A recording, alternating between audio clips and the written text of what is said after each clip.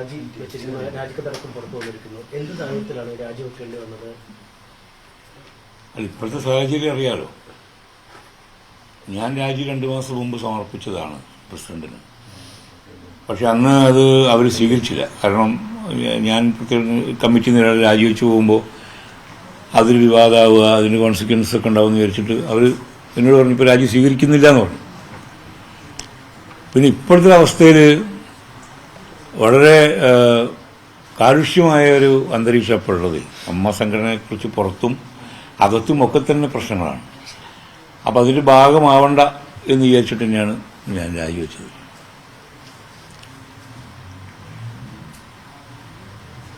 എന്താണ് ഈ ഇത്തരം മോശം സാഹചര്യത്തിൽ പോകാൻ കാരണം? പിടിപ്പുകേട്, അതായത് സംഘടന നടത്തിക്കൊണ്ടുപോകാനുള്ള കഴിവില്ലായ്മയാണല്ലോ ഇങ്ങനത്തെ അവസ്ഥകളിൽ കൊണ്ടെത്തിക്കുക. അപ്പോൾ ഇതിൻ്റെ തലപ്പത്തുള്ളവരാരാണോ, ഞാനടക്കമുള്ള കമ്മിറ്റി, അതാണല്ലോ ഭരണസമിതി. ഭരണസമിതി ശരിയായ രീതിയിൽ സംഘടനയെ മുന്നോട്ട് കൊണ്ടുപോകാൻ പറ്റിയില്ല. അതാണ് അതിൻ്റെ പ്രശ്നം. ഈ ഒരു ജനാധിപത്യ ബോധമില്ലായ്മ, അല്ലെങ്കിൽ അച്ചടക്കരാഹിത്യം, മണ്ടത്തരങ്ങൾ, ഇതെല്ലാം കൂടി ചേർന്നതാണ് ഈ ഒരു കമ്മിറ്റി എന്ന് താങ്കൾക്കൊരു വിമർശനമുണ്ടോ? ആ വിമർശനം ഉണ്ടല്ലോ. എൻ്റെ രാജിക്കത്തിൽ പറയുന്നുണ്ട്, ജനാധിപത്യത്തെക്കുറിച്ച് യാതൊരു അറിവുമില്ല, ഒരു സംഘടന എങ്ങനെ പ്രവർത്തിക്കുന്നു എന്നുള്ളതിനെ പറ്റിയിട്ട് യാതൊരു അറിവുമില്ല. ഭൂരിപക്ഷ അഭിപ്രായത്തെ മാനിക്കേണ്ടി വരുന്നതാണല്ലോ നമ്മുടെ ജനാധിപത്യത്തിൻ്റെ ഒരു ദുരന്തം. ന്യൂനപക്ഷം പറയുന്നത് വളരെ ശരിയായ കാര്യമായിരിക്കും, പക്ഷേ ന്യൂനപക്ഷത്തിലെ മണ്ടത്തരമായിരിക്കും എക്സിക്യൂട്ട് ചെയ്യപ്പെടുക. അപ്പോൾ ഇവിടെ നമ്മൾ പലപ്പോഴും കറക്റ്റ് ചെയ്യാൻ നോക്കുമ്പം നമ്മളുടെ ഭാഗത്ത് വളരെ കുറച്ച് ആൾക്കാരുള്ളൂ, 3-4 ആൾക്കാരേ ഉണ്ടാവുള്ളൂ. അപ്പോൾ സ്വാഭാവികമായിട്ടും ഭൂരിപക്ഷത്തിലെ അഭിപ്രായത്തെ മാനിക്കുക. ഭൂരിപക്ഷ അഭിപ്രായം പലപ്പോഴും വിഡ്ഢിത്തരങ്ങളായിരിക്കും. ആ വിഡ്ഢിത്തരങ്ങളുടെ ഒരു ഫൈനൽ റിസൾട്ടാണ് ശരിക്കും ഇപ്പോൾ സംഭവിച്ചിട്ടുള്ളത്. വലിയ മാറ്റങ്ങളൊക്കെ ഉണ്ടാകും. അതായത് ഈ സ്ത്രീകളുമായി ബന്ധപ്പെട്ട പ്രശ്നം, അല്ലെങ്കിൽ നടിയുടെ പ്രശ്നമൊക്കെ ബന്ധപ്പെട്ട് ഒരുപാട് പ്രശ്നങ്ങൾ ഉണ്ടായപ്പോൾ അതിനൊരു പരിഹാരമാണ് ഒരു നടി തന്നെ, അല്ലെങ്കിൽ ഒരു സ്ത്രീ തന്നെ ഇതിന്റെ നേതൃത്വത്തിലേക്ക് വന്നതെന്നാണെന്ന് എല്ലാവരും കരുതിയത്. പക്ഷെ ആ ഒരു കമ്മിറ്റിക്ക് അത്തരം ഒരു രീതിയിലേക്ക് ഉയരാൻ കഴിഞ്ഞില്ലേ? അതൊരു സ്ത്രീ നേതൃത്വത്തിൽ വന്നുകൊണ്ട് കാര്യമില്ല, അത് വെറുതെ പറയുന്നതാണ്. ഒരു സ്ത്രീകൾ വന്നാലൊക്കെ ശരിയാവും എന്നൊക്കെ. അതൊരു പുരുഷനാണെങ്കിലും സ്ത്രീയാണെങ്കിലും അവർ ഉത്തരവാദിത്വത്തോടെ കാര്യങ്ങൾ ചെയ്യുകയാണെങ്കിൽ പ്രശ്നങ്ങൾ സോൾവ് ആയി മാറാനാണ്. കാരണം ഇത് പടലപ്പിണക്കങ്ങളും പരസ്പരമുള്ള അധികാര വടംവലിയും അധികാര കൊതിയും ഇങ്ങനെയൊക്കെയുള്ളൊരു സംഘമാണ്. അതായത് ഒരു പാനലായിട്ട് ജയിച്ചു വന്നതല്ല. നമ്മളൊരു പാനലായിട്ട് ജയിച്ചു വരുമ്പോൾ നമുക്കൊരു പോളിസി ഉണ്ടാവും. ഏത് രാഷ്ട്രീയ പാർട്ടിയാണെങ്കിലും അങ്ങനെ, അല്ലെങ്കിൽ ഒരു ഗ്രൂപ്പായിട്ട് വരുമ്പോൾ. ഇത് ഇൻഡിവിജ്വലായിട്ട് മത്സരിച്ചിട്ട് വരുന്ന ആൾക്കാരാണ്. ഇൻഡിവിജ്വലായിട്ട് മത്സരിച്ച് വരുമ്പോൾ അവർക്കൊക്കെ സ്വകാര്യ താല്പര്യങ്ങളുണ്ടാവുക. അപ്പോൾ ആ സ്വകാര്യ താല്പര്യങ്ങൾ തമ്മിൽ ഏറ്റുമുട്ടും. അപ്പോഴാണ് പരസ്പര സ്പർദ്ധ വരുന്നു, പോലീസ് കേസിലെത്തുന്നു, മറ്റേയാൾ എന്നെ മോശം പേര് വിളിച്ചെന്ന് പറയുന്നു, അത് കേസാവുന്നു. ഇങ്ങനെ പോലീസ് കേസിലേക്ക് എത്തിക്കുന്ന അവസ്ഥയിലേക്ക് കാര്യങ്ങൾ കൊണ്ടുപോകാൻ ഇടവരുത്താത്ത ഒരു നേതൃത്വമാണ് വേണ്ടത്. നേതൃത്വം എന്ന് പറഞ്ഞാൽ നമ്മളെ എതിർ ശബ്ദത്തെ പോലും കൂടെ നിർത്താൻ സാധിക്കുന്ന ഒരു കഴിവ് വേണം. അതില്ലാത്തതുകൊണ്ടാണ് ഇത്രയധികം പ്രശ്നങ്ങളുണ്ടായത്. തുടക്കത്തിലേ പ്രശ്നങ്ങളായിരുന്നു. ഈ പ്രശ്നങ്ങളൊക്കെ താങ്കൾ എപ്പോഴും ചൂണ്ടിക്കാട്ടിയിരുന്നു? എല്ലാ മീറ്റിങ്ങിലും ചൂണ്ടിക്കാട്ടിയിരുന്നു. എല്ലാ മിനിറ്റ്സിൽ നോക്കിയാലും എൻ്റെ വിയോജിപ്പുകൾ അതിൽ കാണാം. കാരണം നമുക്കിപ്പോൾ രാജിവെച്ച് പോകാൻ എളുപ്പമാണ്. പക്ഷെ എന്നെ തിരഞ്ഞെടുത്ത ആൾക്കാരോട് അവരെന്തിനാണ് തിരഞ്ഞെടുത്തത്? നിങ്ങളവിടെ പോയി കറക്റ്റ് ചെയ്യണം എന്നുള്ള രീതിയിലാണ്. നിങ്ങളവിടെ ഉണ്ടാവുമല്ലോ എന്ന് പറഞ്ഞാൽ പല ആൾക്കാരും ഇപ്പോഴും പറയുന്നത് തന്നെ. പക്ഷേ നമുക്ക് ചെയ്യാൻ പറ്റുന്ന പരിമിതിയാണ്. അതായത് നേരത്തെ പറഞ്ഞത്, ഇപ്പോൾ ന്യൂനപക്ഷം ഒരാൾ തന്നെ ഒരു ശരിയായ കാര്യം പറഞ്ഞാലും അത് വോട്ടിനിടുമ്പോൾ ഭൂരിപക്ഷം അത് ശരിയല്ല എന്ന് പറഞ്ഞാൽ അതാണല്ലോ നടപ്പിലാവുക. പല വിഷയങ്ങളിലും അങ്ങനെ സംഭവിച്ചിട്ടുള്ളത്. അതിപ്പോൾ അവർ സംഭവിച്ചില്ലല്ലോ. ഓരോന്നായിട്ട് ഞാൻ ജനറൽ സെക്രട്ടറിയോട് ചോദിച്ചിട്ടുണ്ട്, ഇന്ന കാര്യങ്ങളിലൊക്കെ ഞാൻ എഴുതി മിക്സ് നോക്കാൻ പറഞ്ഞു. ശരിയാണ്. കാരണം അനുഭവത്തിൽ നിന്നാണ് നമ്മളൊക്കെ പഠിക്കുന്നത്. അപ്പോൾ അവരുടെ ഒരു അനുഭവക്കുറവുണ്ടാവാം, പരിചയക്കുറവുണ്ടാവാം, ഒരു സംഘടന എങ്ങനെ മുന്നോട്ട് കൊണ്ടുപോകണം എന്നുള്ള അറിവില്ലായ്മ. ഇതിൽ ഒരു പ്രശസ്തിക്ക് വേണ്ടിയിട്ടല്ലല്ലോ ഇതൊരു ചാരിറ്റബിൾ ഓർഗനൈസേഷനാണ്. ഫണ്ടുണ്ട്. ഈ ഫണ്ടുള്ളതാണ് മെയിൻ പ്രശ്നം. ഫണ്ടില്ലാത്തൊരു സംഘടനയിലാണെങ്കിൽ ഒരടി ഉണ്ടാവില്ല, ആരുണ്ടാവും? അപ്പോൾ ഈ ഫണ്ട് എങ്ങനെ വിനിയോഗിക്കുന്നതാണ് മറ്റുള്ളവർ നോക്കുന്നത്, ദൂരത്തടിച്ച് പോകുന്നുണ്ടോ. ദൂർത്തടി ഉണ്ടായിട്ടുണ്ടോ അതിൽ? ദൂർത്തടി ഉണ്ടായിട്ടില്ലെങ്കിലും അനാവശ്യ ചെലവുകൾ ഉണ്ടായിട്ടുണ്ട്. ഇപ്പോൾ ഉദാഹരണത്തിന് ഞാൻ പറയാം, IFFKക്ക് ഒരു പാർട്ടി കൊടുക്കുന്നു. IFFK ഫെസ്റ്റിവലിന് അമ്മ സംഘടന എന്ന അമ്മ ഒരു ചാരിറ്റബിൾ ഓർഗനൈസേഷനാണ്. 3.5-4 ലക്ഷം രൂപ ചിലവാക്കിയിട്ട് പാർട്ടി കൊടുക്കുന്നു. ഞാനതിന് എതിർത്ത ആളാണ്. ഞാൻ എതിർക്കുകയും എൻ്റെ വിയോജിപ്പോടുണ്ട്. പക്ഷേ വോട്ടിനിട്ടപ്പോൾ ബാക്കി എല്ലാവരും സപ്പോർട്ട് ചെയ്യുന്നു. ഞാനെന്ന് പറഞ്ഞ് അങ്ങനെ നിങ്ങൾ കൊടുക്കുകയാണെങ്കിൽ അവിടെ വരുന്ന ഡെലിഗേറ്റ്സിന് കുടിക്കുന്ന വെള്ളം, ഒരു കുപ്പിവെള്ളം കൊടുക്കും ഫ്രീ ആയിട്ട്, അല്ലെങ്കിൽ അവർക്ക് ബാഗ് കൊടുക്കും. ഇത് പുറത്തുനിന്നും വരുന്ന ആൾക്കാർക്ക് വിരുന്ന് കൊടുക്കുകയാണ് ചെയ്യുന്നത് ഒരു പാർട്ടി. അപ്പം അങ്ങനെയുള്ള ചില ദൂർത്തുകളൊക്കെ അതിലുണ്ട്. ചുരുക്കത്തിൽ അമ്മ എന്ന് പൊതുസമൂഹത്തിൽ കോമാളിക്കുട്ടായി മാറുക അങ്ങനെ? എല്ലാവരും ഇല്ല, കുറേ ആളൊക്കെ കോമാളികളായിട്ടുണ്ട്. അങ്ങനെയാണല്ലോ കരുതുക. കാരണം നിങ്ങൾ മാധ്യമങ്ങളുടെ ദിവസവും ഇതാണല്ലോ പ്രധാന വാർത്ത. നിങ്ങൾക്കും താല്പര്യത്തിലാണ്. അപ്പോൾ സ്വാഭാവികമായിട്ടും ഇതിൻ്റെ ഒരു അന്തസ്സ് പോയി. ഈ കഴിഞ്ഞ ജനറൽ ബോഡിയിൽ പ്രസിഡന്റ് രാജിവെക്കുന്നു എന്ന് പറയുന്നു. പിന്നീട് ഒരു അഡ്ഹോക്ക് കമ്മിറ്റിയെ നിയോഗിക്കുന്നു. പക്ഷേ ഇപ്പോൾ പ്രസിഡന്റ് പറയുന്നു ഞാൻ രാജിവെച്ചിട്ടില്ല, വൈകാരികമായി പറഞ്ഞതേ ഉള്ളൂ എന്ന് പറയുന്നു. ഈ അഡ്ഹോക്ക് കമ്മിറ്റിക്കാണ് പ്രവർത്തിക്കാനും പറ്റാൻ സാധ്യത. ഈ രണ്ട് കാര്യത്തെ എങ്ങനെ കാണുന്നു? ഈ രാജി എന്നത് വാക്കുകൾ കൊണ്ട് മാത്രമാണോ ചെയ്യേണ്ടത്, അതോ ഡോക്യുമെന്ററായിട്ട് ചെയ്യേണ്ടിയിരുന്നത്? അത് പ്രസിഡന്റിന്റെ ഭാഗത്ത് നിന്ന് വന്ന വലിയൊരു വീഴ്ചയാണ്. ബട്ട് ആ സിറ്റുവേഷനിലെ ഒരു വെച്ച് നോക്കുമ്പോൾ അവർ ഇമോഷണലായിട്ട് അവരെ ഭയങ്കരമായി ടോർച്ചർ ചെയ്തു. അവിടെ ഒരു സംഘം ഇവരെ ഒറ്റയ്ക്ക് ടോർച്ചർ ചെയ്യണം. ഇപ്പോൾ ഞാൻ ചോദിക്കാം, മോഹൻലാൽ പ്രസിഡന്റ് ആയിരിക്കുന്ന സമയത്തോ അല്ലെങ്കിൽ മമ്മൂട്ടി പ്രസിഡന്റ് ആയിരിക്കുന്ന സമയത്തോ ഇന്നസെന്റ് ആയിരിക്കുന്ന സമയത്തോ അങ്ങനെ ഒരു സിറ്റുവേഷൻ ഉണ്ടാവില്ല. ഇത് വെറൊരു സ്ത്രീയാണെന്നുള്ളത് ഒരു കാര്യം തന്നെയാണ്. ആ അർത്ഥത്തിൽ ഈ ആക്രമണം വന്നപ്പോൾ അവർ ഇമോഷണലായിട്ട് നമ്മൾ ചിലപ്പോൾ ബോധം കെട്ടി വീഴും, ചിലപ്പോൾ നമ്മൾ വയലൻ്റ് ആവും, ചിലപ്പോൾ വാക്കുകൾ തന്നെ നമ്മൾ അറിയാതെ നമ്മൾ വായന്ന് വരും. അങ്ങനെ ഒരു സ്ലിപ്പ് ഓഫ് ടങ് ആണെന്ന് എനിക്ക് തോന്നിയത്. പെട്ടെന്നുള്ള ഇമോഷണൽ ഞാൻ രാജിവെക്കുന്നു എന്നൊക്കെ സമാധാനമായല്ലോ എന്ന് പറയുന്ന രീതിയിൽ പോയി. പക്ഷെ പിന്നെ അവർ പറഞ്ഞതിൽ യുക്തിയില്ല എന്ന് മനസ്സിലായി. കാരണം ഞാനും എക്സിക്യൂട്ടീവ് കമ്മിറ്റി അംഗങ്ങളും രാജിവെക്കുന്നു എന്ന് പറയാൻ അവർക്ക് റൈറ്റില്ല. കാരണം ഞങ്ങൾക്കൊക്കെ സ്വന്തം എക്സിക്യൂട്ടീവ് കമ്മിറ്റി ഞങ്ങൾക്കൊക്കെ ഞങ്ങളുടേതായ നിലപാടുകളും ഞങ്ങളുടേതായ അഭിപ്രായങ്ങളൊക്കെ ഉണ്ടല്ലോ. അവർക്കത് വിലക്കെടുക്കാൻ പറ്റില്ലല്ലോ. അവർക്ക് വേണേൽ രാജിവെക്കാം. ഇനി അവർ രാജിവെക്കുകയാണെങ്കിൽ തന്നെ സംഘടന മുഴുവൻ പോകുന്നില്ല. വൈസ് പ്രസിഡന്റിൻ്റെ അവിടെ അടുത്ത് വൈസ് പ്രസിഡന്റാണ് പ്രസിഡന്റ് ആവേണ്ടത്. ജയൻ ചേർത്തലാണ് വൈസ് പ്രസിഡന്റാണ്. അപ്പോൾ മൊത്തം ഭരണസമിതി രാജിവെച്ചു എന്ന് അവർ പറഞ്ഞുകൊണ്ട് കാര്യമൊന്നുമില്ല. അവർ പറഞ്ഞത് തെറ്റാണെന്ന് പിന്നീട് അവർ തിരിച്ചറിഞ്ഞു. കാരണം നമ്മൾ അവരെ പറഞ്ഞ് ബോധ്യപ്പെടുത്തി, നിങ്ങൾക്ക് അങ്ങനെ രാജിവെച്ച് പോകാൻ പറ്റില്ല. കാരണം നിങ്ങൾ രാജി കൊടുക്കണം. രാജിവെച്ചിട്ട് ആർക്കും കൊടുക്കണ്ടേ? അപ്പം ഞങ്ങൾക്കൊക്കെ രാജി എഴുതിയിട്ട് പ്രസിഡന്റ് കൊടുത്താൽ മതി. പ്രസിഡന്റ് ആർക്ക് കൊടുക്കും? പ്രസിഡന്റ് ഈ സൊസൈറ്റി ഓഫ് ചാരിറ്റബിൾ സൊസൈറ്റി ഉണ്ട് ട്രിവാൻഡ്രത്ത്, അതിൻ്റെ സെക്രട്ടറിക്കാണ് കൊടുക്കേണ്ടത്. അല്ലെങ്കിൽ ജനറൽ ബോഡിയിൽ പ്രഖ്യാപിക്കണം, ഞാനിത് രാജിവെക്കുന്നു, ഞങ്ങൾക്ക് കമ്പനി പിരിച്ചുവിടുന്നു. അപ്പോൾ എല്ലാ എക്സിക്യൂട്ടീവ് കമ്മിറ്റീസും ഞങ്ങൾ പിരിച്ചുവിടുന്നു പറഞ്ഞാൽ തീർന്നു. പിന്നെ അടുത്ത ഇലക്ഷൻ വരെ ഇതൊരു എന്താ പറയുക, നമ്മളെ ഇടക്കാല സമിതിയായിട്ട് പ്രവർത്തിക്കുള്ളൂ. അങ്ങനെയാണ് വേണ്ടത്. പക്ഷെ അവരുടെ അടുത്ത് ഇങ്ങനെ അബദ്ധം പറഞ്ഞു പോയി. രാജിവെക്കേണ്ടതില്ലേ? അവർ രാജിവെക്കണമെങ്കിൽ ഇനിയും വെക്കാം, വെക്കാതിരിക്കും ചെയ്യാം. ഇപ്പം പ്രസന്റ് അവർ തന്നെ പ്രസിഡന്റ്. താങ്കളൊക്കെ അവർക്ക് രാജി കൊടുത്തിട്ടുണ്ട്? ഞാനൊക്കെ അവർക്ക് കൊടുത്തിട്ടുണ്ട്. പക്ഷേ ഈ അഡ്ഹോക്ക് കമ്മിറ്റിയുടെ ഒരു നിയമസാധ്യത അങ്ങനെയാണെങ്കിൽ എങ്ങനെ ഒരു MLA ഒക്കെ അടക്കമുള്ള ആളുകൾ, മുൻ മന്ത്രിയൊക്കെ ചേർന്നാണ് ഈ കമ്മിറ്റി ഉണ്ടാക്കിയിരിക്കുന്നത്. എങ്ങനെയാണ് അങ്ങനെ ഒരു കമ്മിറ്റി രൂപീകരിക്കാൻ കഴിയുക? ഈ ബൈലോയിൽ അങ്ങനെ ഉണ്ടോ? അങ്ങനെ ഒരു കമ്മിറ്റി ഉണ്ടാക്കാൻ പറ്റൂല. ബൈലോയില് അങ്ങനെ പറയുന്നില്ല, ഒരു അഡ്ഹോക്ക് കമ്മിറ്റി തുടരാൻ പറയുന്നില്ല. പക്ഷേ ഇതൊക്കെ ഉണ്ടല്ലോ, ഒരു പരസ്പര വിശ്വാസത്തിലും സൗഹാർദ്ദത്തിലും പോകാൻ ഈ സംഘടന പറ്റുള്ളൂ. കടുകിട തെറ്റാതെ നിയമം പാലിച്ച് തലനാരിഴ കീറി പരിശോധിച്ചിട്ട് നിയമപരമായിട്ട് പ്രവർത്തിക്കാൻ പറ്റുന്ന സംഘടനയല്ലത്.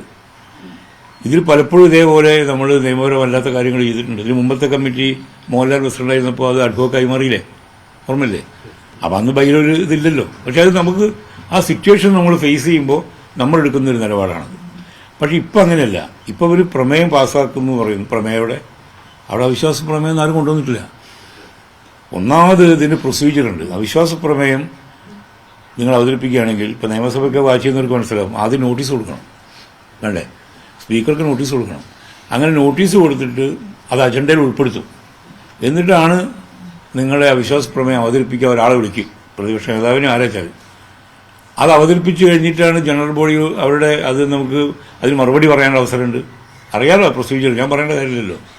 ഇവിടെ അതൊന്നുമില്ലല്ലോ. ആദ്യം തന്നെ ജഗദീഷ് എന്ന് പറഞ്ഞൊരു അവിശ്വാസ പ്രമേയമുണ്ട്, അങ്ങനെ തന്നെ പറയാനൊന്നും പാടില്ല. അങ്ങനെയാണ് അദ്ദേഹം എങ്ങനെ വരിക? ഈ ഇപ്പോൾ 2 പേർ തമ്മിലുള്ള ഒരു പോരാട്ടം, സ്റ്റേഷനിലേക്ക് വരെ കയറിയ പോരാട്ടം, അത് ലക്ഷ്മിപ്രിയയും അൻസിബയും തമ്മിൽ അവർ പറയുന്ന അവരെ മത തീവ്രവാദി എന്ന് വിളിച്ചെന്നടക്കമുള്ള കാര്യങ്ങൾ പറഞ്ഞാണ്. നിങ്ങളൊക്കെ ഉള്ള യോഗത്തിലൊക്കെ ഇങ്ങനെ ഈ ഇരുവരും ഈ അൻസിബയ്ക്ക് മുറിവേൽക്കുന്ന തരത്തിലുള്ള പരാമർശങ്ങൾ ഉണ്ടാവുകയോ അങ്ങനത്തെ പ്രശ്നങ്ങൾ ഉണ്ടായിട്ടുണ്ടോ? എൻ്റെ പ്രസൻസിൽ അങ്ങനെ ഉണ്ടായിട്ടില്ല എന്നെനിക്ക് പറയാൻ പറ്റും. പിന്നെ അവർ പറയുന്നത് തന്നെ അവരെ നേരിട്ട് വിളിച്ചൊന്നുമല്ല, അങ്ങനെ പറയുന്നത് നീനാക്കുറുപ്പ് കേട്ടിട്ട് അവരോട് പറഞ്ഞെന്നാണ് പറഞ്ഞത്, അല്ലേ? അതവിടെയൊക്കെയാണ്. അപ്പം ഞാൻ എന്നെപ്പറ്റി നിങ്ങൾ ഇവരോടൊരു അപവാദം പറഞ്ഞു, അപ്പം ഞാൻ നിങ്ങൾക്കെതിരെ കേസ് കൊടുത്തേണ്ട കാര്യം മനസ്സിലായോ? ഇതിന് തെളിവോ കാര്യങ്ങൾ വേണം. അവിടെ എക്സിക്യൂട്ടീവ് കമ്മിറ്റിയിൽ അങ്ങനെ ഒരു സംഭവം ഉണ്ടായിട്ടില്ല, എനിക്ക് ഉറപ്പാണ്. പിന്നെ ഈ പേഴ്സണൽ ഗ്രഡ്ജൊക്കെ തീർക്കാനുള്ള ഒരു ഇടമായിട്ട് മാറിയത്, ഞാൻ പറഞ്ഞില്ലേ, ഇത് ഒരു പാനലല്ലാതെ ഇൻഡിവിജ്വലായിട്ട് മത്സരിച്ചിട്ട് നമുക്ക് ഈ സംഘടനയുടെ ആളാവണമെന്ന് അല്ലെങ്കിൽ ഇതിലെന്തെങ്കിലും ആവണമെന്ന് ആഗ്രഹിച്ച് വരുന്നവർക്ക് അവരുടെ ഒരു നിലപാടിൻ്റെ പ്രശ്നമാണത്. അൻസിബ അങ്ങനെ പറയുന്നത് അൻസിബയെ വിളിച്ചു എന്നല്ല, ടിനി ടോം അങ്ങനെ പറയുന്നത് നീനാക്കുറുപ്പ് കേട്ടിട്ട് റിപ്പോർട്ട് ചെയ്തു. നമ്മളെ പറ്റി എന്തൊക്കെ പറയുന്നുണ്ട് ആൾക്കാർ. പക്ഷെ അവരെപ്പോഴും പറയുന്ന ഒരു ക്രിമിനൽ സംഘം ഇതിലുണ്ട്, ചില ആളുകൾ. അങ്ങനെ ഒരു ക്രിമിനൽ സംഘം ഉണ്ടോ ഈ അമ്മ സംഘടനയിൽ, ഈ ഭാരവാഹികൾക്കിടയിൽ അങ്ങനെ ഒരു ക്രിമിനൽ സംഘം? ക്രിമിനൽ സംഘമൊന്നുമില്ല, എല്ലാവരുടെ ഉള്ളിലും കുറച്ച് ക്രൈം ടെൻഡൻസി ഉണ്ടാവുമല്ലോ. ക്രിമിനൽ സംഘമൊന്നും അങ്ങനെയൊന്നും ഇല്ല. സംഘം ഇങ്ങനെ സംഘം ഉണ്ടാവുക വെറുതെ പറയുന്നതാണ്. മീറ്റിംഗിൽ ഉന്നയിച്ചൊരു പ്രശ്നമല്ല ഇത്, അങ്ങനെ തുടങ്ങിയത് വിഷയം. ഒരു മീറ്റിംഗിൽ ഒരു സ്പോൺസർഷിപ്പ് ഏറ്റെടുക്കുന്നതുമായി ബന്ധപ്പെട്ട് അവർ ഒരു വിമർശനം ഉന്നയിച്ചു. അങ്ങനെ ആ സംഭവം എന്താണ്, അത് യാഥാർത്ഥ്യം എന്താണ്? അതിന്റെ അമ്പലം പണം നൽകുന്നു. അല്ല, അത് ആദ്യം ഞാൻ എതിർത്തതാണത്. അത് മിനിറ്റ്സിലുണ്ട്. ഈ ഒരു സ്പോൺസർഷിപ്പ് വരുന്നപ്പോൾ നമ്മൾ കുറച്ചാൾക്കാർ എതിർത്തു. പക്ഷേ പിന്നീട് അതൊരു വലിയ ചർച്ചയായി. അൻസിബയ്ക്ക് അന്ന് എതിർത്ത കൂട്ടത്തിലുള്ള, ഞാനും ആദ്യം എതിർത്തിട്ടുള്ള മിനിസ്റ്ററുണ്ട്. പിന്നെ നമ്മൾ നോക്കുമ്പോൾ ഇതൊരു ചാരിറ്റബിൾ ഓർഗനൈസേഷനാണ്. ഇതിലേക്ക് പലർക്കും സംഭാവന ചെയ്യാം. അത് അമ്പലത്തിന് സംഭാവന ചെയ്യാം, പള്ളിക്ക് സംഭാവന ചെയ്യാം, കള്ളക്കടത്തുകാരന് സംഭാവന ചെയ്യാം, കൈക്കൂലിക്കാരന് സംഭാവന ചെയ്യാം. ഇപ്പോൾ മദർ തെരേസയുടെയൊക്കെ ചാരിറ്റബിൾ ഓർഗനൈസേഷനിൽ എത്ര സംഭാവന ചെയ്യുന്നുണ്ട്? അവരുടെയൊക്കെ നിങ്ങൾ എന്താ പറയുക, എത്ര ട്രാൻസ്പെറൻസി ഉണ്ട് അതിനൊക്കെ? അല്ലെങ്കിൽ അങ്ങനെ പറയാൻ പറ്റുമോ? മാത്രമല്ല, നമ്മൾ ഈ പണം എന്തിനു വിനിയോഗിക്കുന്നു എന്നുള്ള പ്രശ്നം. പണം ഞങ്ങളുടെ സ്വകാര്യ താല്പര്യത്തിന് എടുക്കാനുള്ളതല്ല, കെട്ടിടം പണിയാനോ ഒന്നുമല്ല. ഞങ്ങളിതിൽ കൈനീട്ടമായിട്ട് 100 ചില്ലാൻ ആൾക്കാർക്ക് പണം കൊടുക്കുന്നു. അതുപോലെ മരുന്ന് കൊടുക്കുന്നു. 3 ലക്ഷം രൂപയുടെ മരുന്ന് ഫ്രീ ആയിട്ട് ഇതിലത്തെ അംഗങ്ങൾക്ക് കൊടുക്കുന്നു. ഇങ്ങനെയുള്ള കാര്യങ്ങൾക്ക് വിനിയോഗിക്കുന്നതിനുള്ള പണം ആര് തന്നാലും വാങ്ങാമെന്നുള്ള ഒരു പോളിസിയാണ് എനിക്കും അന്നുണ്ടായത്. അത് തെറ്റൊന്നും ഞാൻ കാണുന്നില്ല. ആദ്യം എതിർത്തിരുന്നു. ആദ്യം ഞാൻ അയാളൊരു DBS ക്യാരക്ടറാണല്ലോ, ഈ അമ്പലത്തിൻ്റെ ആൾ. അതൊരു ഒരു പൊതുസമൂഹം അംഗീകരിച്ച ഒരു അമ്പലം, ഇപ്പം ഗുരുവായൂർ അമ്പലോ അതുപോലെ മൂകാംബിക അങ്ങനെയൊന്നുമല്ല, ഒരു ഫാമിലിയുടെ അമ്പലമാണ്. അപ്പം അങ്ങനെ വന്നപ്പോഴാണ് അങ്ങനെ വേണോ വേണ്ടേ എന്നുള്ള പ്രശ്നം വന്നു. പിന്നെ അപ്പോൾ അവർ പറഞ്ഞു ഞങ്ങൾക്ക് ബോർഡോ ബാനറോ ഒന്നും വേണ്ട, സ്റ്റേജിൽ ഞങ്ങൾക്ക് മൊമെൻറ്റോ, സാധാരണ സ്പോൺസേഴ്സിന് മൊമെൻറ്റോ കൊടുക്കും, അത് വേണ്ട, പൊന്നാട എണീക്കുന്ന പരിപാടി അത് വേണ്ട, ഞാൻ നിങ്ങൾക്ക് പണം തരുന്നു, നിങ്ങൾ ആകെ ഫ്രണ്ടിൽ ഗേറ്റ് വെക്കണം. അപ്പോൾ ഞാൻ പ്രത്യേകം ചോദിച്ചു, നിങ്ങൾ ആനേനെ കൊണ്ടുവെക്കുമോ? ആന, അമ്പാരി, ചെണ്ട അതൊക്കെ വെച്ചാൽ എന്ത് ചെയ്യും? 1 കോടി രൂപ വരുന്നതാണല്ലോ. സാധാരണ സ്പോൺസേഴ്സ് അങ്ങനെ പലതും ചെയ്യും. അപ്പോൾ അവർ പറഞ്ഞു ഇല്ല, അങ്ങനെയൊന്നുമില്ല, ജസ്റ്റ് ബോർഡ് മാത്രമേ ഉള്ളൂ. അൻസിബ എതിർപ്പ് പറഞ്ഞിരുന്നു, ശരിയാണ്. അൻസിബയുടെ എതിർപ്പ് അത് മാത്രമല്ല, പല കാര്യങ്ങളും എതിർപ്പുണ്ട്. അത് തുടക്കത്തിൽ ആദ്യത്തെ മീറ്റിങ്ങിൽ തന്നെ ഇപ്പോൾ ഇവിടെ പറയാൻ ബുദ്ധിമുട്ടുള്ള കാര്യങ്ങളാണ്. അവരെ പറ്റി വേറൊരാൾ ആരോപണം പറഞ്ഞു എന്നൊക്കെ പറഞ്ഞിട്ടുള്ള ഒരു ഇഷ്യൂ ഉണ്ടായിരുന്നു. പിന്നെ ഇങ്ങനെ ഇപ്പം നമുക്ക് എതിർപ്പുള്ള കുറേ കാര്യങ്ങളുണ്ട്. അതിപ്പോൾ നമ്മൾ പബ്ലിക് ആക്കേണ്ട കാര്യമില്ല. പക്ഷെ അതിന്റെ പേരിൽ പിന്നീട് അത് ടാർഗറ്റ് ചെയ്തു വെറുതെ എന്ത് കാര്യം ചെയ്യാൻ. അവർ തന്നെയാണല്ലോ ജോയിന്റ് സെക്രട്ടേറിയറ്റ്. അവർ പിന്നീട് പോലീസ് കേസ് വന്നപ്പോഴാണല്ലോ അവർ രാജിവെച്ചത്. പോലീസ് കേസ് എന്തായിരുന്നു? ലക്ഷ്മിപ്രിയയ്ക്കുള്ള കേസാണ് അല്ലേ? അതാ പറഞ്ഞു, ഇവർ തമ്മിലുള്ള കുടിപ്പകയും ഇവർ തമ്മിലുള്ള വഴക്കും, പോലീസ് സ്റ്റേഷനിലെത്തുന്നു, പോലീസ് സ്റ്റേഷനിലേക്ക് വിളിപ്പിക്കുന്നു, മൊബൈൽ ഫോൺ ചെക്ക് ചെയ്യുന്നു, ഇങ്ങനെയൊക്കെ വന്ന കാര്യത്തിൽ സംഘടന ഇടപെട്ടില്ല എന്ന് പറഞ്ഞിട്ട് മറ്റാണ് അവർ രാജിവെക്കുന്നത്.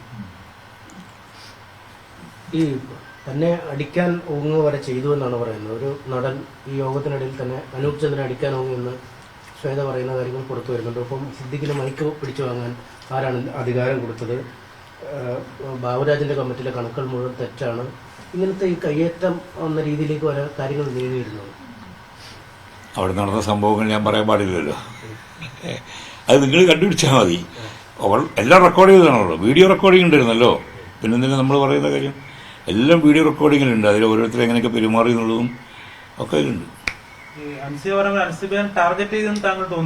ഏയ് അങ്ങനെ ടാർഗറ്റ് ചെയ്യേണ്ട കാര്യം എനിക്ക് തോന്നിയിട്ടില്ല. മാത്രമല്ല ഇപ്പോൾ ടിനി ടോം ഇങ്ങനെ പറഞ്ഞെന്നുള്ളത് ഞാൻ ഒരിക്കലും വിശ്വസിക്കുന്നുമില്ല, ഞാൻ കേട്ടിട്ടുമില്ല. ടിനി ടോമിന് ഈ സ്ഥിരമായി അബദ്ധങ്ങൾ ചെയ്യുന്ന ഒരാളാണെന്നുള്ളൊരു മേൽവിലാസം ഉണ്ടല്ലോ. അത് പൊതുവെ പെട്ടെന്ന് കൗണ്ടർ അടിക്കാന്നൊക്കെയുള്ള രീതിയിൽ അങ്ങനെ തമാശ പറഞ്ഞാൽ ഒന്നും സംശയമുണ്ട്. പക്ഷെ ഞാൻ കേട്ടിട്ടില്ല. ഇന്നസെന്റിന്റെ കാലഘട്ടം വെച്ച് നോക്കുകയാണെങ്കിൽ ഇതുപോലുള്ള വിഷയങ്ങൾ, സംഘടനയായിട്ട് ബന്ധപ്പെട്ട വിഷയങ്ങൾ പക്വതപരമായിട്ട് കൈകാര്യം ചെയ്യാൻ പറ്റാതെ പോകുന്നത് ഇപ്പോൾ എന്തുകൊണ്ടാണെന്നാണ് വിശ്വസിക്കുന്നത്? കാര്യപ്രാപ്തി ഇല്ലാത്തതുകൊണ്ട്,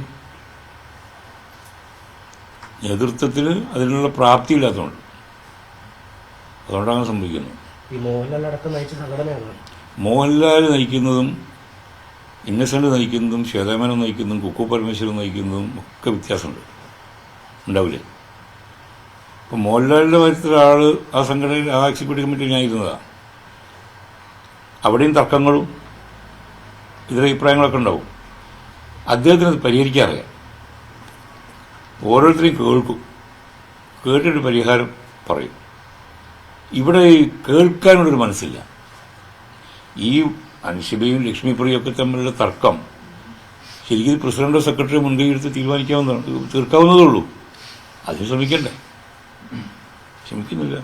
ഇപ്പം തന്നെ കണക്കുകൾ ശരിയല്ല എന്നുള്ളതാണല്ലോ പ്രധാന ആരോപണം വന്നത്. ഈ കണക്കുകൾ സൂക്ഷിക്കേണ്ട ആൾ ട്രഷററാണ്. ട്രഷറർ ശരിക്കും എബ്സ്കോണ്ട് ചെയ്ത് ഇടയ്ക്ക് വെച്ചിട്ട് ഞാൻ ആ വാക്ക് പറഞ്ഞാൽ എന്നെ കുറേ അവിടെ വലിയ പ്രശ്നമുണ്ട്. അങ്ങനെ പറയാൻ പാടില്ല. പിന്നെ വേറെന്താ പറയുക, മുങ്ങുന്നതിന് എബ്സ്കോണ്ട് ചെയ്യാന്ന് പറയാം. അപ്പം അങ്ങനെ പോയ ഒരാൾക്ക് നോട്ടീസ് അയക്കുകയോ അല്ലെങ്കിൽ അയാളുടെ കയ്യിലുള്ള ലാപ്ടോപ്പും മറ്റു കാര്യങ്ങളും തിരിച്ചെടുക്കാനുള്ള നടപടി എടുക്കുകയോ ഇതൊന്നും ചെയ്യാൻ സെക്രട്ടറിക്ക് പ്രാപ്തിയില്ല. അതുകൊണ്ട് എന്ത് സംഭവിച്ചു? കണക്കുകൾ അവതരിപ്പിക്കാൻ പറ്റുന്നില്ല. അപ്പോൾ പെട്ടെന്ന് അയാൾ പ്രത്യക്ഷപ്പെടുന്നു, UK എന്നോ മറ്റോ, ഇതാ കണക്കുകൾ എൻ്റെ കയ്യിൽ. ഇങ്ങനത്തെ ഒരു കോമാളി നാടകമൊക്കെ അവിടെ നടന്നു. ഇനിയിപ്പോൾ എന്താണ് മുന്നിലുള്ള വഴി? ഈ സംഘടന മുന്നോട്ട് പോകാൻ ഈ സമിതി ഒന്നടങ്കം രാജിവെച്ച് പുതിയൊരു തെരഞ്ഞെടുപ്പ് നടക്കട്ടെ എന്നാണോ, അതോ ഇവർ ഭരണം തുടരട്ടെ എന്നാണ് താങ്കളുടെ അഭിപ്രായം? അല്ല, ഞാനില്ലല്ലോ, ഞാൻ സ്ഥലം രാജിവെക്കല്ലോ. ഇനി അവർ തീരുമാനിച്ചോട്ടെ. എൻ്റെ റോള് കഴിഞ്ഞു. ഞാൻ തലേദിവസം രാത്രി 12 മണി വരെ നമ്മൾ കോൺഫറൻസ് ഫോണിൽ ഇട്ടിട്ട് സംസാരിച്ചിരുന്നു. പറഞ്ഞത് പോലും തള്ളിക്കളഞ്ഞതിൻ്റെ അടിസ്ഥാനത്തിലാണ് ഞാൻ ഇനി മുന്നിട്ട് കാര്യമില്ല എന്ന് മനസ്സിലാവുന്നത്. ഇതിൽ വേറെ ആരെങ്കിലും ഇടപെടലുകൾ ഉണ്ടാവും? അല്ലാണ്ട് ഇവർ തമ്മിൽ തന്നെ പ്രശ്നമാണ്? വേറെ ബാഹ്യ ഇടപെടലൊന്നും ഇതിൽ ഇല്ലെന്ന് തോന്നുന്നു എനിക്ക്. അങ്ങനെ ഒരു താല്പര്യം കാണിക്കേണ്ട വിഷയമില്ലല്ലോ ഇതിൽ. അപ്പോൾ ഇനി ഈ സംഘടനയുടെ ഈ ചുമതലകളിലേക്ക് തൽക്കാലം ഇല്ല, അങ്ങനെ ഒരു തീരുമാനം ഉണ്ടോ? ഈ ഞാനോ മൊത്തം നാണം കെട്ട് നിൽക്കുന്ന ഒരു സാഹചര്യം? അത് ചുമതലകളിലേക്ക് ഞാനില്ല. ഇനി മത്സരിക്കാനില്ല. അപ്പോൾ അതാലോചിക്കാം. പക്ഷേ ഈ അവസ്ഥയിൽ മത്സരിക്കാനുള്ള മനസ്സൊന്നും എനിക്കില്ല. എനിക്ക് അവിടുന്ന് രക്ഷപ്പെട്ട് കിട്ടിയാൽ മതിയതുള്ളൂ. അല്ല, സംഘടനയിൽ നിന്നേ രക്ഷപ്പെടണമെന്ന് അല്ലല്ല, സംഘടന നിലനിൽക്കണം. കാരണം എന്തറിയോ, ഇതൊരു ചാരിറ്റബിൾ ഓർഗനൈസേഷനാണ്. ഒരുപാട് പാവപ്പെട്ട ഈ സിനിമയൊന്നും ഇല്ലാത്ത, അവസരങ്ങളില്ലാത്ത ഒന്നും വിളിച്ചൊരു 3 ആളുകൾ തന്നെ അവർക്ക് മാസം കിട്ടുന്നൊരു ചെറിയ പൈസയുണ്ട്. അതവർക്ക് വലിയ പണമാണ്. മെഡിസിൻ 6000, 7000, 10000 രൂപ വരെയുള്ള മെഡിസിൻ ഞങ്ങൾ 73 ആൾക്ക് കൊടുക്കുന്നുണ്ട്. കൃത്യം വീട്ടിലെത്തുന്നൊരു സാധനം. അപ്പോൾ ഇതൊക്കെ നടന്നു പോകുന്ന ഒരു സംഘടന ലോകത്ത് വേറെ ഉണ്ടാവില്ല, ഒരു സിനിമയിൽ. അപ്പോൾ ഇത് നിലനിൽക്കണം. സംഘടനയെ രാജിവെക്കുന്ന പ്രശ്നമൊന്നുമില്ല. അല്ല, പക്ഷെ ആ മരുന്ന് വിതരണത്തിൽ പോലും പ്രശ്നങ്ങളുണ്ടെന്നാണ് പുറത്തു വരുന്ന വിവരങ്ങൾ. അത് ഒരാൾക്ക് കൈമാറുന്നു, സിനിമ മേഖലയിൽ തന്നെയാണ് കൊടുക്കുന്നു, അതിൽ പോലും പ്രശ്നങ്ങളുണ്ടെന്നൊക്കെ വിവരങ്ങൾ പുറത്തു വരുന്നുണ്ടായിരുന്നു. ആരോപണങ്ങൾ അങ്ങോട്ടും പറയാം. അപ്പോൾ ഞാൻ ആ കമ്മിറ്റിയിലുള്ള ആളാണ്. ഈ ഐഡിയ എക്സിക്യൂട്ട് ചെയ്യുന്ന കമ്മിറ്റിയിലെ ഉള്ള ആളാണ് ഞാൻ ഡോക്ടർ റോണി, ആശ, അരവിന്ദ് ഒക്കെ ഉള്ളൊരു ടീമാണിത്. അപ്പോൾ ഡോക്ടർ റോണിയെ പോലത്തെ ഒരാൾ മെഡിസിനെ പറ്റി വിവരമുള്ള ആളാണല്ലോ. 5 കൊല്ലം പഠിക്കുകയും 15 കൊല്ലം പ്രാക്ടീസ് ചെയ്തൊരു ഡോക്ടറാണ് അയാൾ. അയാൾ സിനിമാഭിനയും തിരക്കഥ എഴുത്തും ഒക്കെ മാറ്റിവെച്ചിട്ടാണ് ഇതിന് നിൽക്കുന്നത്. കാരണം ഇത് മരുന്ന് കൃത്യസമയത്ത് കിട്ടിയിട്ടില്ലെങ്കിൽ ബുദ്ധിമുട്ട് നടക്കാറുണ്ട്. മരുന്ന് മാറിയാൽ സംഭവിക്കുന്ന ദുരന്തമുണ്ട്, അല്ലേ? അപ്പോൾ അതിന് ഉത്തരം പറയേണ്ടത് നമ്മളാണ്. ആർക്കെങ്കിലും മരുന്ന് മാറിയിട്ട് അപകടം സംഭവിച്ചാൽ എന്താ പറയുക, ഇവർ അനാസ്ഥ കാരണം അങ്ങനെ സംഭവിച്ചു, നിങ്ങളൊക്കെ കൂടെ ഞങ്ങൾ ആക്രമിച്ച് കൊല്ലും. അപ്പോൾ വളരെ കെയർഫുള്ളായിട്ട് ഡീൽ ചെയ്യേണ്ട കാര്യം അത്. അൻസിബയാണ് ആദ്യം ചെയ്തിരുന്നത് കഴിഞ്ഞ കമ്മിറ്റിയിൽ. അപ്പോൾ ആ കമ്മിറ്റിയിൽ ഡോക്ടർ റോണി ഇല്ല. അപ്പോൾ അൻസിബ വളരെ പ്രോംപ്റ്റായിട്ട് ഈ കാര്യങ്ങൾ ഓരോ മെമ്പർമാരെ വിളിച്ച് ചോദിച്ചിരുന്നു. അവർക്ക് മരുന്ന് കിട്ടേണ്ട സമയം കിട്ടിയോ എന്ന് ചോദിച്ചിരുന്നു, എല്ലാം ചെയ്തിരുന്നു. പക്ഷെ പുതിയ കമ്മിറ്റി, ഞങ്ങളുടെ കമ്മിറ്റി വന്നപ്പോൾ ഇതിനൊരു കുറച്ചും കൂടെ ഒരു മെഡിക്കൽ എത്തിക്സ് ഒക്കെ ഉള്ള ഒരാൾ വേണം. കാരണം പല അംഗങ്ങളും ആവശ്യമില്ലാത്ത മരുന്നും ചോദിച്ചു വാങ്ങാൻ തുടങ്ങി. മനസ്സിലായത്? ഇത് എങ്ങനെയൊക്കെ മുതലാക്കാമെന്നാണ് പല ആൾക്കാരും ചിന്തിക്കുന്നത്. കൂടുതൽ ക്വാണ്ടിറ്റി ചോദിക്കാൻ തുടങ്ങി. അപ്പോൾ അത് നമുക്ക് പ്രശ്നമായി. അപ്പോൾ ഞാൻ തന്നെ ഇനീഷ്യേറ്റീവ് എടുത്ത് ഡോക്ടർ റോണിയെ 2 ഡോക്ടർമാരെയും കൂടെ വെച്ച് പാനൽ ഉണ്ടാക്കണം എന്ന് പറഞ്ഞു. പക്ഷെ 2 ഡോക്ടർമാരെ നമുക്ക് വേറെ കിട്ടാനില്ല പുറത്തുനിന്ന്. റോണി തന്നെ കൈകാര്യം ചെയ്യുന്നത്. അങ്ങനെ റോണിയാണ് ഇത് എക്സിക്യൂട്ട് ചെയ്തത്. ആശ അവരും കൂടിയാണ്. അപ്പം തന്നെ ഉള്ള പ്രശ്നം, നമ്മൾ കോഴിക്കോട് നിന്നാണ് മരുന്ന് എടുത്തിരുന്നത്. നമ്മൾ തന്നെ ഒരു മെമ്പറുടെ മെഡിക്കൽ ഷോപ്പിൽ നിന്നാണ്, വിഷ്ണുവിൻ്റെ. അപ്പോൾ ഇതിൽ ഇൻസുലിൻ പോലത്തെ മരുന്നുകളൊക്കെ തിരുവനന്തപുരത്ത് എത്തുമ്പോഴത്തേക്കും മെൽറ്റായി പോകും, ഉപയോഗിക്കാൻ പറ്റില്ല. ചില മരുന്നുകൾ കൃത്യസമയത്ത് കിട്ടൂല.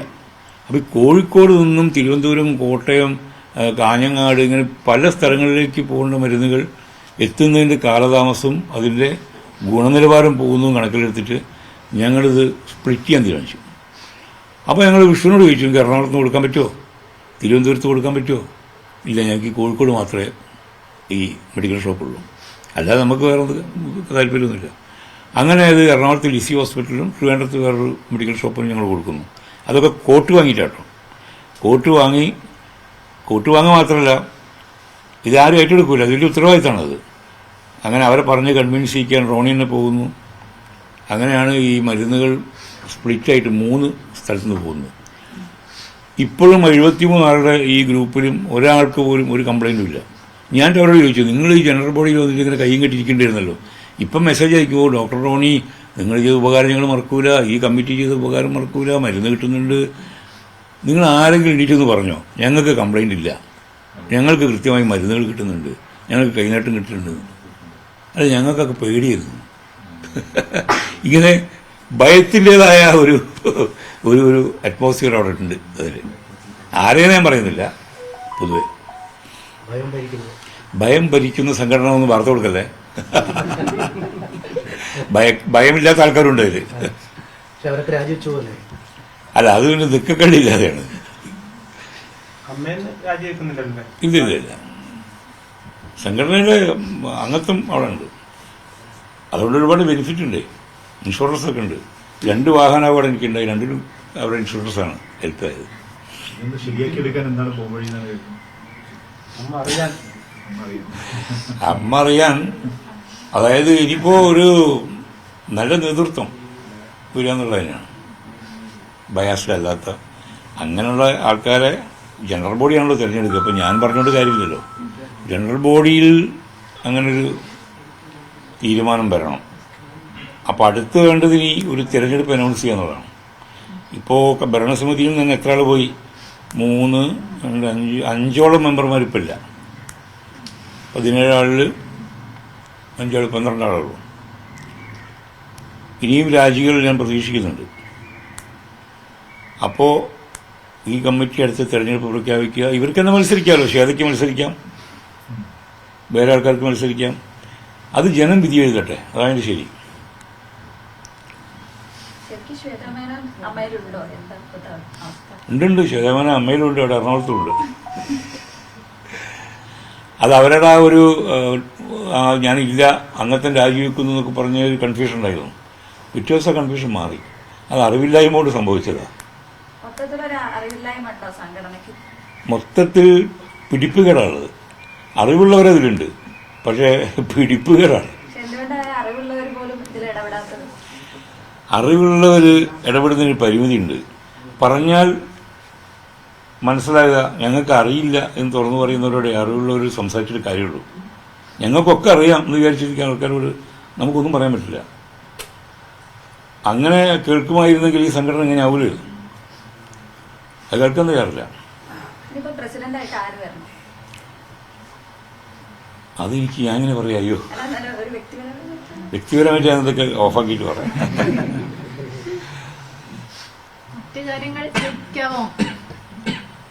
മറ്റു രാഷ്ട്രീയ സാഹചര്യങ്ങളൊക്കെ ഉണ്ടല്ലോ, മദ്യനയം, PMC, ഇതിലൊക്കെയുള്ള നിലപാടുകൾ. എന്തിനാ എന്റെ കയ്യിൽ ഭാഷ്യം? അതൊക്കെ എല്ലാവർക്കും അറിയുന്ന കാര്യങ്ങളാണ്. ഞാൻ പറയാൻ പോകുന്നത് നിങ്ങൾക്ക് അറിയാം എന്താണെന്നുള്ളത്. പിന്നെ ഒന്നുകൂടി പറഞ്ഞൂടെ? അല്ല, മദ്യനയത്ത് ഇടതുപക്ഷം കൊണ്ടുവന്ന സംഭവമല്ലേ, അത് ഇവർ ഇംപ്ലിമെന്റ് ചെയ്യുന്നതേ ഉള്ളൂ. അതിൽ തെറ്റൊന്നും എനിക്ക് തോന്നുന്നില്ല. നികുതി കുറയ്ക്കുന്നത്, വീര്യം കുറഞ്ഞ മദ്യത്തിന് നികുതി കുറയ്ക്കുന്നതിൽ പ്രശ്നമില്ല. മദ്യമല്ലേ അത് വീര്യം കുറഞ്ഞത്. ഇപ്പൊ വീര്യം കുറഞ്ഞത് കുറെ അധികം കുടിച്ച് നല്ല കേക്ക് കിട്ടും അല്ലേ? 5 ബീർ 6 ബീറൊക്കെ അടിച്ചാൽ നിങ്ങൾ 3 പക്കടിക്കുന്നേക്കാൾ എഫക്റ്റാണ്. അപ്പോൾ മൊത്തത്തിൽ മദ്യത്തെ പ്രോത്സാഹിപ്പിക്കുന്ന ആളല്ല ഞാൻ. പക്ഷേ നമ്മളുടെ ഇപ്പോഴത്തെ ഒരു ഈ സാമ്പത്തിക അവസ്ഥയും ബജറ്റും മുൻപത്തെ സർക്കാർ തുടങ്ങി വെച്ചതും ഒക്കെ നോക്കുമ്പോൾ ഒരു അതിലുള്ള ഗുണം, പുതിയ ബാറുകളൊന്നും ഇവർ കൊണ്ടുവന്നിട്ടില്ല. 18 ബാറിൽ നിന്ന് 900 ബാറിലേക്ക് കൊണ്ടുവന്ന ഒരു സർക്കാരിൽ നിന്നും ഒരു ബാറ് പോലും ഒരു കൂട്ടിയിട്ടില്ല. അത്രേ ഉള്ളൂ. ഈ സർക്കാരിൽ ഇപ്പൊ പൊതുവെ എല്ലാവരും ഇപ്പൊ മദ്യ വിഷയത്തിൽ തന്നെ എക്സൈസ് മന്ത്രി അറിയില്ല എന്നാണ് ആ സമയത്ത് പറഞ്ഞത്. മുഖ്യമന്ത്രി ഒറ്റയ്ക്ക് തീരുമാനങ്ങൾ എടുക്കുന്നു എന്നുള്ളൊരു പ്രതീതി ഇപ്പോൾ മന്ത്രിസഭയ്ക്കും സർക്കാരിനെതിരെ അങ്ങനെ നിൽക്കുന്നുണ്ട്. അത് കഴിഞ്ഞ സർക്കാരിനെതിരെയും ഇങ്ങനെ ഒരു അധികാര കേന്ദ്രീകരണമായിട്ട് പരാതിയിട്ടുണ്ടായിരുന്നത്. അതൊരു ശരിയായ പ്രവണതയാണോ? അല്ല, അത് വരും. അത് മുഖ്യമന്ത്രിയാണല്ലോ ഫൈനൽ ഒരു ഡിസിഷൻ മേക്കർ എന്ന് പറഞ്ഞാൽ മുഖ്യമന്ത്രിയാണല്ലോ. അതിപ്പോൾ പിണറായി വിജയനാണെങ്കിലും വി ഡി സതീശനാണെങ്കിലും ഫൈനൽ ഡിസിഷൻ അവിടെ നിന്ന് വരും. മാത്രമല്ല ധനകാര്യം കൂടെ പുള്ളി കൈകാര്യം ചെയ്യുന്നു. അപ്പോൾ ധനകാര്യം കൈകാര്യം ചെയ്യുന്ന ഒരു മുഖ്യമന്ത്രി എന്ന് പറഞ്ഞാൽ കുറച്ചും കൂടെ ബുദ്ധിമുട്ട്, ആഭ്യന്തരം പോലെ അല്ല അത്. കണക്കറിയണം. ഒരു പുതിയ നികുതി പോലും സാധാരണക്കാരുടെ മേലിൽ അടിച്ചേൽപ്പിക്കാത്ത ബജറ്റാണ്. അതിനെ ഞാൻ അങ്ങനെ പോസിറ്റീവായിട്ട് കാണുന്നത്. ഏതെങ്കിലും ഒരു നിത്യോപയോഗ സാധനത്തിന് വില കൂട്ടിയിട്ടില്ല, സാധാരണക്കാരനെ ബാധിക്കുന്നില്ല. ഒരുപാട് ബെനിഫിറ്റ്സ് വരേണ്ടതാണ്. അപ്പോൾ ആ അർത്ഥത്തിൽ അദ്ദേഹത്തിന് ആ ഒരു ഡിസിഷൻ എടുക്കാനുള്ളൊരു പവറുണ്ട്, അതിൻ്റെതായ ബുദ്ധിമുട്ടുകളുണ്ടാവും. അപ്പോൾ ആരോപണങ്ങൾ വരും സ്വാഭാവികമായിട്ടും. പിണറായിയുടെ അധികാര കേന്ദ്രീകരണം തെറ്റും സതീശന്റെ ശരിയെന്നില്ല, രണ്ടും വ്യത്യാസമുണ്ടല്ലോ. ഞാൻ എക്സ്പ്ലെയിൻ ചെയ്യാൻ എത്ര പറഞ്ഞതാണ്. അത് നിങ്ങൾ എക്സ്പീരിയൻസ് ചെയ്യും. 1 മാസമല്ലായിട്ടുള്ളൂ. 1 മാസം കൊണ്ട് നമുക്ക് ഒരാളെ ജഡ്ജ് ചെയ്യാൻ പറ്റുമോ? ഈ തൂഫാൻ സിനിമാ മേഖലയിലെ കാരവാനിലേക്ക് എത്തുന്ന പറയുന്നു, അത് മേഖലയെ ബാധിക്കും? എന്നെ ബാധിക്കില്ല. അല്ല, നല്ലതാണ്. എൻ്റെ അഭിപ്രായത്തിൽ കാരവൻ മാത്രമല്ല, സിനിമ സെറ്റിൽ, ഷൂട്ടിംഗ് ലൊക്കേഷനിൽ ഒക്കെ തന്നെ നിരന്തരമായ ചെക്കിങ് വേണമെന്നാണ് ഞാൻ പറയുന്നത്. അതിലൊന്നും യാതൊരു വിരോധമില്ല. ഞാൻ ആദ്യത്തെ ദിവസം തന്നെ അത് സ്വാഗതം ചെയ്തതാണ്. ഞാനിവിടുത്തെ മറ്റേ ആൻറ്റി ഡ്രഗ് ക്യാമ്പയിനിൽ ഞാൻ ചെന്നിത്തലയുടെ കൂടെ പോയ ആളാണ്. കാരണം ഈ രാസലഹരി ഉണ്ടാക്കുന്ന ഒരു ഭയങ്കര അപകടം ഞാൻ നേരിട്ട് പുറത്ത് പോയപ്പോൾ കണ്ടതാണ്. ചില വിദ്യാർത്ഥികളൊക്കെ തന്നെ മൃഗങ്ങളെ പോലെ നടക്കുന്ന ചില സാധനങ്ങളുണ്ട്, ചില മരുന്നുകളുണ്ട്, ചില ഡ്രഗ്സ്. അപ്പം ക്യാമ്പസിൽ നിന്നൊക്കെ എത്രയാണ് പിടിച്ചത്? അപ്പോൾ ഞാനായിരിക്കും കഴിഞ്ഞ ഗവൺമെൻറ് എന്ത് ചെയ്യുന്നു? 1 മാസം കൊണ്ട് തന്നെ എനിക്ക് തോന്നുന്നത് മോർ ദാൻ 10,000 കേസസ് അല്ലേ, അതിലധികം കേസുകൾ പിടിച്ചിട്ടുണ്ട്. അപ്പം ഇവിടെ ലഹരിയുടെ ഒഴുക്കായിരുന്നു ശരിക്കും. ആഭ്യന്തരമന്ത്രിയെ സംബന്ധിച്ചേ പറ്റൂട്ടോ. അത് അദ്ദേഹം നേരത്തെ ആഭ്യന്തരമന്ത്രി ആയിരുന്നപ്പോൾ ഓപ്പറേഷൻ കുബേര എന്ന് പറഞ്ഞൊരു സംഭവം ഉണ്ടായിരുന്നു. അതും വളരെ സക്സസ്ഫുൾ ആയിരുന്നു. ഇങ്ങനെ പുറത്തുനിന്ന് ആരോപിക്കപ്പെടുന്ന പോലെ സിനിമാ സെറ്റുകളിലൊക്കെ ഈ ലഹരിയുടെ ഒരു സാന്നിധ്യം ഉണ്ടോ? ഈ രാസലഹരി ഉണ്ടോയെന്ന് ചോദിച്ചാൽ എനിക്കങ്ങനെ പറയാൻ പറ്റില്ലല്ലോ. ഞാൻ ഉപയോഗിക്കുന്നില്ല. പിന്നെ ഉപയോഗിക്കുന്ന ആൾക്കാരുണ്ടാവാം. എന്നോടാരും ചോദിച്ചിട്ടില്ല, ഇത് വേണമെന്ന് വെച്ചിട്ടില്ല.